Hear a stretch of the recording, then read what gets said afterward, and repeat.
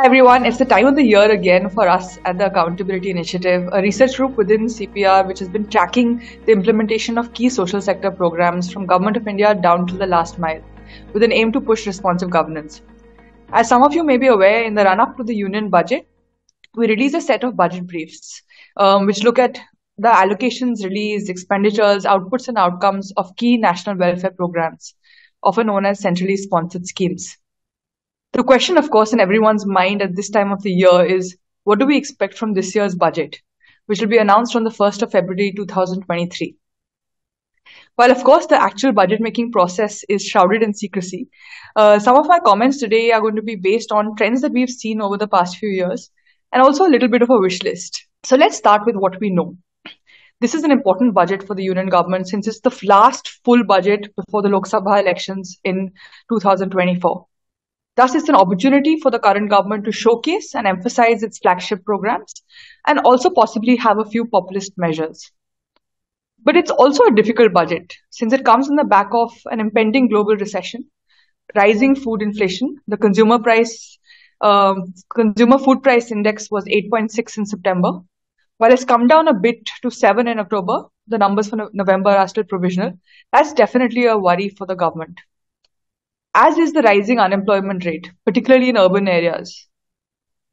So here are my 5 predictions of what the upcoming budget could hold. First, of course, like every year, the key expectation from the finance minister is to maintain the growth path while keeping fiscal deficit and inflation in check. And the way that I think that they're going to continue doing it is by focusing on capital expenditure. So last year, the government had decided to spur economic growth and activity by focusing on capex. And a big announcement of sanctioning a 1 trillion loan, an interest-free loan for 50 years to states was one of their big flagship announcements. And of that, 80,000 crores was to be released proportionally to states as a share of the devolution of taxes. And about 20,000 crores were for infrastructure connectivity projects, urban sector reforms, PM Gati Shakti, and things like that. Till September this year, 51,000 crores or so has already been sanctioned for 18 states.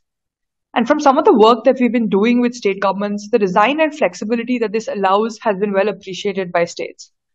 So the capex push may continue. And in fact, if you look at the capital expenditure numbers of the union government itself, they have been faster this year than the previous year. So 60% of the allocation at the start of the year had already been released or spent, as it's called, by November, compared to about 49% in the same period last year. The second focus in some ways that I'm predicting is linked to some of the flagship schemes which were also meant to end by 2024. So we focus a lot on social sector schemes. So a lot of my comments are going to be based on the social sector. So for instance, the rural housing scheme, the Pradhan Mantri Awas Yojana Gramin, it was meant to achieve its targets by 2022. The pandemic, of course, disrupted it, but we seem to be on track to achieve targets by 2024, which was the revised target. The Jal Jeevan Mission, which is again a rural drinking water program, which aims to provide functional household tap connections, seems to be lagging behind on the other hand. And that again is meant to end by 2024. So we've been analyzing some of the data and we can see that till November, only 19% of the allocation had been released by Government of India. And overall, with just 1 year left, little over a year left for the mission, utilization by states has been low. So while we may not see big allocations, which did increase given that utilization is low, I do think some announcement around it may happen. Third, of course, since it is the last full budget pre-election, some populist measures are expected. One such measure has already been announced, making the PDS free. So under the National Food Security Act, it legally entitles 75% of the rural and 50% of the urban population to receive subsidized food grains under the targeted public distribution system. There are roughly 2 categories of people who receive these grains. The Antyodaya Anna Yojana, which constitutes the poorest of the poor, and they are entitled to about 35 kilos of food grains per family per month.